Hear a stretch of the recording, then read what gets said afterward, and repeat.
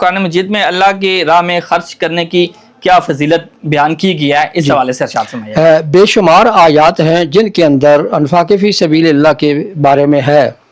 میں ایک آیت مبارکہ آپ کے سامنے رکھتا ہوں کہ اللہ تبارک و تعالی نے خود ارشاد فرمایا، مثل الذین ينفقون اموالهم فی سبیل اللہ کمثل حبۃ انبتت سبع سنابل فی کل سنبلۃ مئۃ حبۃ واللہ یضاعف لمن یشاء۔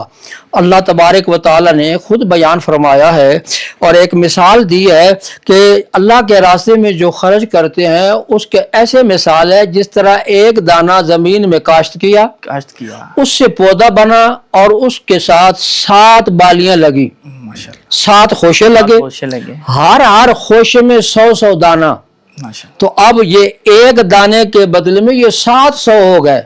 ماشاءاللہ۔ تو جو ایک دانہ کاشت کرتا ہے تو 700 ملتے ہیں۔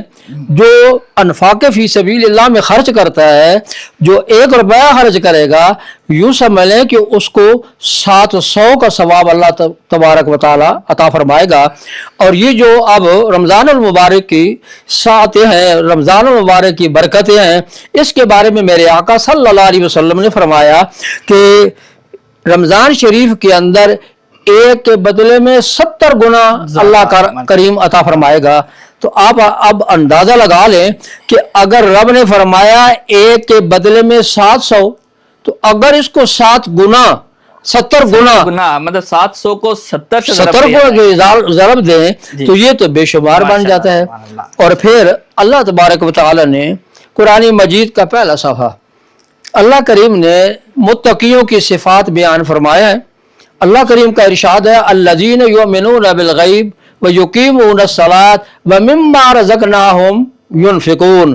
فرمایا مومنوں کی نشانیاں اور صفات یہ ہیں کہ وہ غیب پر ایمان رکھتے ہیں، اللہ کو دیکھا نہیں، اللہ کے نبی نے بتایا اللہ ایک ہے تو بس مان لیا، لا الہ الا اللہ محمد الرسول اللہ، اور نماز قائم کرتے ہیں، اور جو اللہ نے ان کو رزق دیا ہے اس میں سے اللہ کے نام پر خرچ کرتے ہیں۔ تو اللہ کریم نے جہاں نماز کا ذکر کیا ہے وہاں خرچ کرنا اللہ کے راستے پر۔ یہ قرآن مجید اگر آپ بنظر غائر دیکھیں نا تو جہاں نماز کا ذکر ہے وہاں ساتھ ہی زکوٰۃ کا بھی ذکر ہے، یعنی وَأَقِیمُوا الصَّلَاةَ وَآتُوا الزَّکَاۃَ۔ تو جہاں نماز آپ پڑھیں گے تو ساتھ ساتھ یہ بھی ذکر ہے کہ آپ زکوٰۃ بھی ادا فرمائیں، اور یہ غریبوں کو یہ ان کا حق ہے، یہ ان کو دینا چاہیے۔